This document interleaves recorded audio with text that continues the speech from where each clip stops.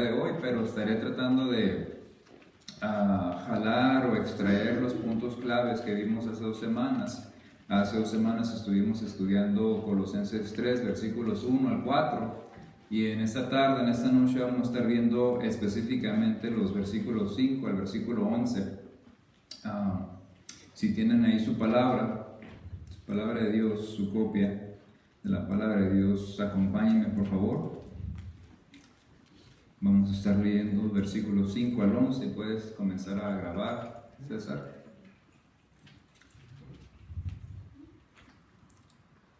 Dice así la palabra de Dios: haced morir pues lo terrenal en vosotros: fornicación, impureza, pasiones desordenadas, malos deseos y avaricia, que es idolatría, cosas por las cuales la ira de Dios viene sobre los hijos de desobediencia, en los cuales vosotros también anduvisteis en otro tiempo, cuando vivíais en ellas. Pero ahora dejad también vosotros todas estas cosas: ira, enojo, malicia, blasfemia, palabras deshonestas de vuestra boca.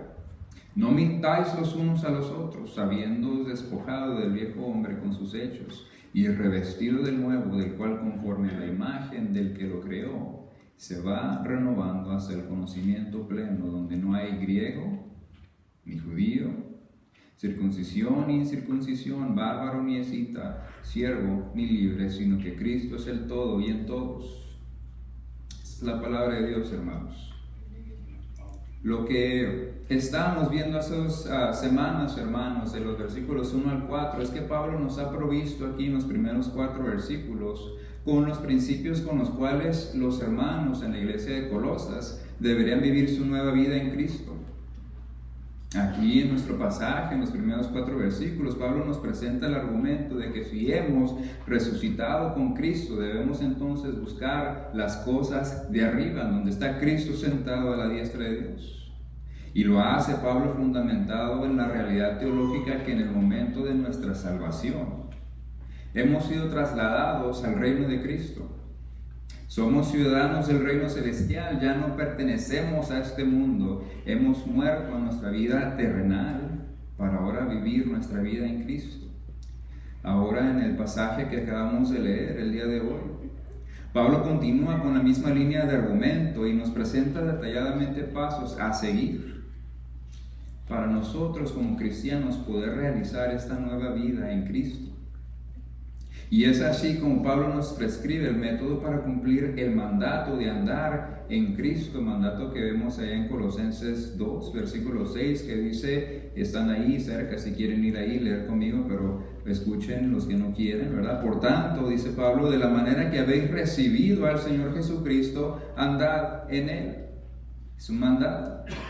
Así que, gloria a Dios que ya somos salvos, ¿verdad? Los que ya somos salvos.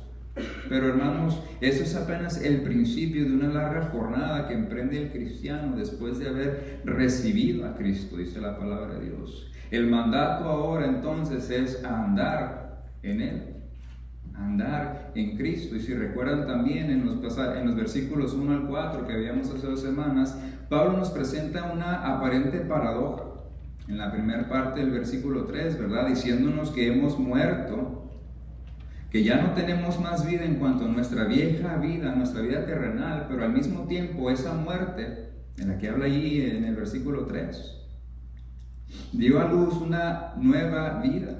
Y la característica principal de esa vida es que nuestra vida, hermanos, está escondida con Cristo en Dios, lo cual dice ahí el versículo 3, y por lo tanto entonces la naturaleza de esta nueva vida ya es muy diferente, y nuestra obligación ahora que llevamos este nuevo estilo de vida es de hacer morir, de poner a muerte lo terrenal en nosotros. Y este, hermanos, es nuestro primer punto que vamos a estar viendo aquí en las pantallas también. Primer punto: tú que eres cristiano, tú que eres salvo, haz morir lo terrenal en ti. Dice Pablo en el versículo 5, haced morir pues lo terrenal en vosotros. Aquí nuestra traducción, el español, desafortunadamente nos falla un poquito porque omite una palabra clave que yo digo es clave para entender la amplitud de este mandato, ¿verdad? La traducción a nuestro lenguaje omite la palabra en el griego mele. Esta palabra significa miembros o extremidades del cuerpo, los brazos, dedos, piernas, pies. Así que una mejor traducción de este versículo diría: haz morir pues, o pon a muerte los miembros de tu cuerpo terrenal. Lo importante a notar entonces, hermanos, es que Pablo nos quiere comunicar de que a pesar de la veracidad de la realidad teológica de que hemos sido trasladados al reino de Cristo en el momento de nuestra salvación, es posible todavía tener partes o miembros de nuestro cuerpo físico activo en las cosas terrenales, participando en actividades pecaminosas. Algo que desafortunadamente entorpece el caminar o el andar del cristiano. Algo que entorpece nuestro esfuerzo de realizar ese mandato de andar en Cristo y nuestro esfuerzo de vivir una vida enfocada en las cosas celestiales, como decía Pablo, en las cosas ahí arriba, donde está Cristo sentado a la diestra de Dios. Versículo 2. Y aquí entonces podemos preguntarnos cuáles son esas cosas terrenales que todavía ataban a los hermanos en la iglesia de Colosa a su vieja manera de vivir y que aún el día de hoy a nosotros como cristianos nos atan a nuestra vieja manera de vivir. Bueno, ahí el versículo 5 nos da una lista clara de todas estas cosas que por definición, hermanos, son pecado. Pablo comienza diciendo fornicación. Pon a muerte los miembros de tu cuerpo terrenal que facilitan tu fornicación, en otras palabras. Y aquí, hermanos, la definición común de fornicación limita este acto pecaminoso al mantenimiento de relaciones sexuales fuera del matrimonio, según la Real Academia Española y algunos otros diccionarios que estuve consultando. Pero, hermanos, la palabra en el griego ahí extiende, amplía la definición. La palabra en griego ahí es porneia. Porneia, de donde sale la palabra pornografía. En otras palabras, se está amplificando entonces este pecado, ¿verdad? Para incluir cualquier acto, cualquier inclinación o atracción a cualquier tipo de inmoralidad sexual. Y no solamente el acto físico, sino también en los pensamientos, ¿verdad? Los pensamientos lascivos hacia otra persona, y no solamente en forma física. Si la veo ahí enfrente de mí, sino que me dice del mundo virtual, ¿verdad? Que es lo que tenemos el día de hoy, el teléfono inteligente, ¿verdad? Tenemos el iPad, tenemos la computadora y tenemos un acceso directo, fácil y gratis, ¿verdad? A querer darle cuerda a esos pecados en nuestras vidas, a los cuales Pablo nos dice: haz morir esas cosas en tu vida. Aquí voy a citar a MacArthur, que comenta que un día estaba acompañando a un hermano en Cristo. Estaba a punto de morir el hermano. Tenía 78 años y uno pudiera decir, este hermano lleno de canas, podríamos decir lleno de sabiduría, maduro en las cosas del Señor. Y MacArthur le pregunta: hermano, ahorita que estás a punto de pasar a la presencia del Señor, ¿qué pasa por tu mente? Entonces el hermano, una voz triste, con una voz de lamento, le dice: lo que pasa por mi mente es que nunca pude obtener la victoria sobre la pornografía. Un hombre, un cristiano de 78 años, ¿qué es lo que les espera a los jóvenes? 13, 14, 15 años, a uno los de 20, 30, 40, 50, ¿verdad? Dice Pablo aquí entonces: haz morir este deseo, hermano. Número 2, Pablo cita ahí lista ahí la impureza. En otras palabras, pon a muerte los miembros de tu cuerpo terrenal que facilitan tus actos de impureza. Y aquí la palabra es akatarsia, ¿verdad? Que normalmente es usada para describir a una persona impura. Por ejemplo, a un leproso, cuando la Biblia lo describe como una persona impura, está usando esa palabra, ¿verdad? Pero también usa esa palabra la Biblia para describir a alguien que estaba ritualmente impuro, que pasaba por ese lavamiento ritual para quitarse esa impureza. Pero cuando hablamos, hermano, moralmente, esta palabra está cercanamente relacionada con la fornicación, porque habla de cualquier acto inmoral cometido con motivos impuros. Número 3, enlista Pablo las pasiones desordenadas. Pon a muerte entonces los miembros de tu cuerpo terrenal que facilitan tus pasiones desordenadas, hermanos. Y aquí la palabra es kathos, que usualmente es usada para referirse a pasiones depravadas. Eso es un extremo. Pero el otro extremo es que solamente algunas pasiones o deseos que simplemente no son guiados por Dios. Y cada uno de los que estamos aquí tenemos pasiones, tenemos deseos, ¿verdad? Así que ese no es el caso, ese no es el problema, sino quién es el que está guiando, quién es el que está detrás de esa pasión tuya, guiando esa motivación. ¿Es Dios o eres tú mismo? Número 4, Pablo lista aquí los malos deseos. Pon a muerte entonces los miembros de tu cuerpo terrenal que facilitan tus malos deseos. Y aquí, hermanos, la palabra es epithumía en el griego, que habla de concupiscencia, de un deseo por obtener aquello que es prohibido, de obtener lo prohibido. Y aquí, hermanos, este es un pecado muy peligroso. El pecado que caracteriza el primer pecado en la historia del ser humano, ¿verdad? Que hizo Adán y Eva. De todos los árboles pueden tomar menos, y del que menos del que no debían de haber probado, de ese tomaron, del árbol prohibido, del fruto prohibido. Y hermanos, ese pecado, esa naturaleza pecaminosa que heredamos, nos lleva el día de hoy a desear lo prohibido. Estaba leyendo un artículo secular que habla de este tema en particular, ¿verdad? Dice el autor de este artículo: cuando algo o alguien se presenta ante nuestros ojos con el cartel de prohibido, inmediatamente parece como si nuestro lado más aventurero se activara, ¿verdad? Para conseguir ese reto. Y también lo escuchamos en los jóvenes, en adultos, ¿verdad? A mí no me digas que no puedo hacerlo, porque mira, ese se vuelve mi reto. Y dice Pablo: ten cuidado, dice, pon a morir esos deseos. Y esto nos lleva a la segunda, a la última de la lista, que es, dice, avaricia. Número 5 es la avaricia. Pon a muerte los miembros de tu cuerpo terrenal que aumentan tu afán de poseer bienes innecesarios para atesorarlos para ti mismo. Aquí, hermanos, la palabra está muy interesante en el original, es pleonexía. La pleonexía, sale la palabra en latín o español, pleonasmo. Sé que a mi papá le encanta esta palabra, ¿verdad? Pleonasmo. ¿Quién sabe qué es un pleonasmo? Aparte de mi papá, los que han estado bajo la enseñanza de mi papá. Un pleonasmo, hermanos, es agregarle palabras innecesarias a una frase. Cuando escuchan a alguien decir, voy a salir para afuera, ¿ya? Es un pleonasmo. Voy a subir para arriba. Un pleonasmo. No tienes que agregar las palabras innecesarias. Si vas a subir, es obvio que va a ser para arriba, ¿verdad? De aquí entonces, de la misma manera, hermanos, la avaricia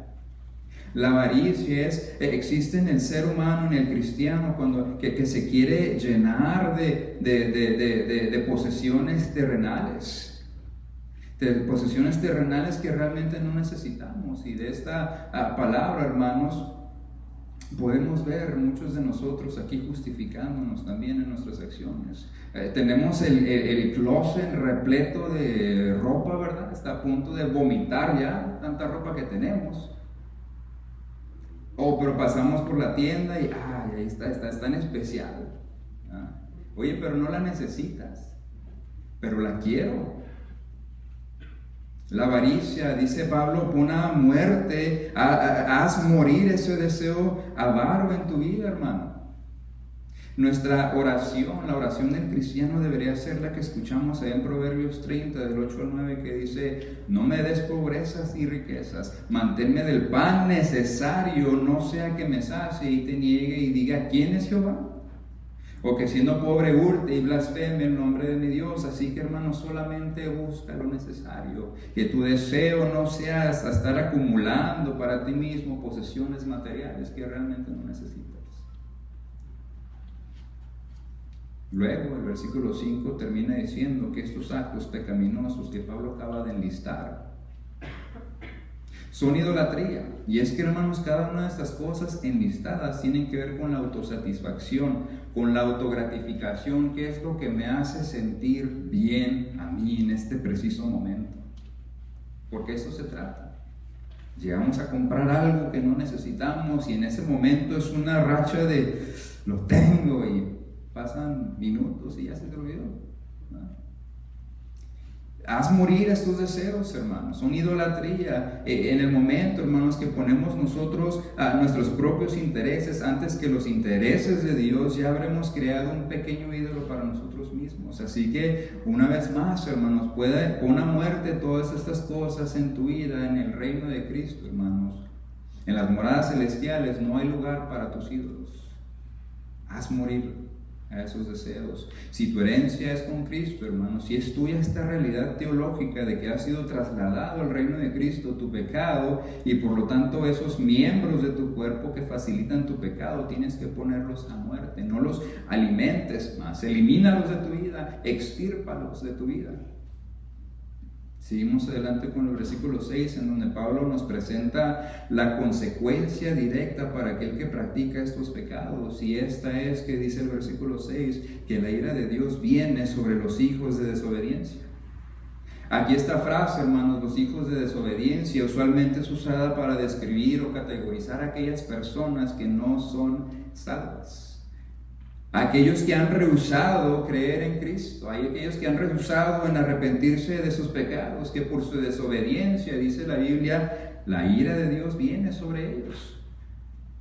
Pero hermanos, en nuestro contexto de los Colosenses, en la carta de los Colosenses, Pablo le está escribiendo hermanos en Cristo, no a inconversos. Y es precisamente el argumento de Pablo, hermanos, desde el comienzo del capítulo 3 de Colosenses. Pablo nos está diciendo, si ya eres salvo, debes morir a tu vieja manera de vivir, ya has sido trasladado al reino de Cristo. Por lo tanto, tu mira debe estar fijamente puesta en las cosas de arriba, donde está Cristo, en las cosas celestiales y no en las terrenales. Si eres salvo, dice. Actúa como un verdadero ciudadano del reino de Cristo, pon a muerte esos pecados terrenales, hermano, compórtate como un verdadero ciudadano del reino de Cristo. Seguimos al versículo 7 que dice Pablo, en las cuales vosotros también anduvisteis en otro tiempo cuando vivíais en ellas. Aquí, hermanos, Pablo está afirmando el estado natural, el estado pecaminoso de estos hermanos en la iglesia de Colosas, diciendo, sí, todo esto que acabo de enlistar, todo esto eran todos ustedes. Y de la misma manera nosotros, hermanos, los que somos salvos, los que ya hemos sido salvos por la gracia de Dios, podemos decir de la misma manera, sí, yo era todo eso, yo era un fornicario, yo era un idólatra, yo era un avaro, yo era todas esas cosas que Pablo acaba de enlistar, pero hermanos, aquí Pablo nos recuerda, esto era en otros tiempos. Y podemos preguntarnos entonces, ¿en cuál otro tiempo se refiere Pablo? Bueno, pues cuando estábamos vivos al mundo y muertos a Dios. ¿En qué otros tiempos? Antes de haber sido trasladados al reino de Cristo, cuando aún pertenecíamos a este mundo terrenal, hermanos. Antes de Cristo. Ahora ya no debe ser esa tu característica, ¿verdad? La característica de tu carácter, de tu vida. Así que la cuestión no es esa, hermanos. Si eres salvo, la cuestión es que si estás o no estás haciendo morir a los miembros de tu cuerpo que facilitan esos hábitos pecaminosos, hermanos, porque nuestros miembros todavía tienen la capacidad de atar nuestra vida nueva a la vida terrenal. ¿Qué estás haciendo, hermano, hermana, para hacer morir esos pecados de tu vida? Recuerda que ya perteneces a Cristo, que ya no solamente tu mente, ¿verdad?, debe estar fija en las cosas celestiales, veíamos hace 2 semanas, sino que también ahora estamos mencionando el cuerpo. Si recuerdan el versículo 2, cuando Pablo nos dice, ahí en el versículo 2 de Colosenses 3, pon tu mira en las cosas de arriba, aquí el verbo es phroneo, ¿verdad? Y este verbo imperativo conlleva la idea de tener un estado mental, una perspectiva interna acerca de algo, pero que a la vez se va a manifestar externamente. Entonces, el estado mental del cristiano debería ser de que mi ciudadanía está en el reino de Cristo, pero la manifestación externa entonces es que todo mi cuerpo también debe estar entregado al servicio de Cristo. Pablo hace ese argumento ya en Romanos 12, versículos 1 y 2, cuando enfatiza, ¿verdad?, el requisito de la devoción, no solamente de nuestros miembros, ¿verdad? Veíamos aquí en Colosenses 3:5 que habla Pablo de los miembros, pero en Romanos 12, 1 y 2, habla del cuerpo entero. Dice Romanos 12, versículo 1 y 2, así que hermanos, os ruego por las misericordias de Dios que presentéis vuestros cuerpos, y ahí la palabra es diferente, es sómatas, es el cuerpo entero, dice Pablo, entrégalo en sacrificio vivo, santo, agradable a Dios, que es vuestro culto racional. Y dice el versículo 2, no os conforméis a este siglo, y no solamente estamos hablando del cuerpo ahora, sino dice Pablo, transformaos por medio de la renovación de vuestro entendimiento, para que comprobéis cuál sea la buena voluntad de Dios, agradable y perfecta. Así que no nomás nuestro cuerpo, hermanos, sino que también nuestra mente entera deberían estar involucrados en hacer morir aquellas cosas terrenales, pecaminosas, en las cuales andábamos en otros tiempos, como dice el versículo 7. Así que lo que acaba de hacer Pablo aquí, hermanos, del versículo 5 al 7 de nuestro pasaje, Pablo ha descrito detalladamente nuestro estado natural, espiritual y moral en tiempos pasados, antes de Cristo. Y luego llega aquí al versículo 8, en donde Pablo inserta dos palabras, hermanos, que introducen una transición drástica, una transición monumental. Comienza el versículo 8 diciendo, pero ahora, neunidei en el griego. Estas palabras, hermanos, son quizás unas de las más hermosas en toda la Biblia. Estas palabras, hermanos, comunican un cambio drástico de dirección. Podemos imaginarnos entonces ahí, ¿verdad?, en nuestra mente un tren yendo a toda velocidad por las vías, ¿verdad?, donde el conductor se asoma por la ventana y ve a 1,5 millas un precipicio. Dándose cuenta, el conductor corre los frenos, ¿verdad?, a tratar de parar el tren, y se da cuenta que no sirven los frenos. Y pues dándose cuenta de eso, se resigna el conductor, ¿verdad? Ya va ahí camino a la destrucción, pero para su sorpresa, tan solo segundos de caer a ese precipicio, alguien que está ahí en tierra, en las vías, jala una palanca y que hace el tren, cambia de dirección. Ese tren iba destinado a la destrucción, pero ahora su destino ha cambiado drásticamente. Su destino era destrucción, pero ahora neunidei, su destino es diferente, su destino ha cambiado para bien. Y asimismo nosotros, hermanos, estábamos vivos al mundo y muertos a Dios, pero ahora neunidei, ya hemos muerto al mundo y vivimos en Cristo por la gracia de Dios. Éramos parte del mundo y estábamos bajo el yugo opresor del pecado, pero ahora neunidei, y estamos libres en Cristo, hermanos. Nuestro destino era condenación eterna por nuestro pecado, pero ahora, neunidei, dice, a todos los que le recibieron, dice la palabra de Dios, a los que creen en su nombre, les dio potestad de ser hechos hijos de Dios. Juan 1:12. Y ahora nuestro destino entonces es una morada celestial. Y hermanos, de esta manera, con estas dos palabritas, Pablo describe la transición de nuestra vida pasada a nuestra nueva vida, y es así como Pablo conecta los versículos 8 y 9 con el versículo 5. Cuando en la primera lista que Pablo nos da encontramos condenación contra actividades sexuales e inmorales, en la segunda lista Pablo condena los actos pecaminosos de nuestra lengua, diciéndonos que aparte de eliminar la fornicación, la impureza, las pasiones desordenadas, los malos deseos, la avaricia, también debemos de eliminar o erradicar o extirpar de nuestra vida, número 1, la ira. Y la palabra en el griego es orgei. Y esto literalmente se traduce como enojo, pero va un poquito más allá del enojo. Esta palabra, orgei, comunica, por ejemplo, la imagen de, por ejemplo, si llega alguien y comete un mal en contra mía. Me enojo, sí, pero pasa el tiempo y se me pasa. Pero llega el segundo día, llega esta misma persona, comete el mismo mal en contra mía y ahora sí ya me empieza a calar.